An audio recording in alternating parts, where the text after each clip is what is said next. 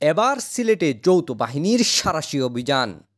বুঙ্গার চিনির পর এবার রাজস্ব ফাঁকি দেয়া আনুমানিক ১৯০ বস্তা কিসমিস, ১০০ বস্তার ওপরে জিরা, অগণিত ফুচকাসহ আটক হয়েছেন ৩ জন।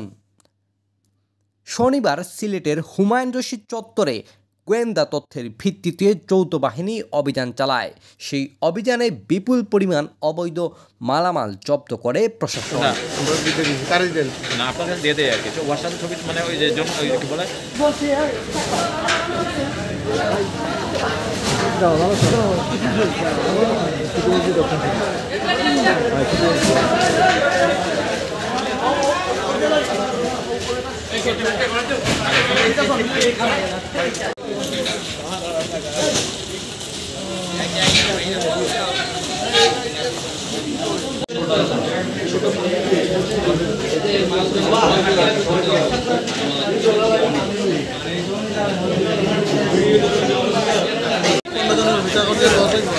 আচ্ছা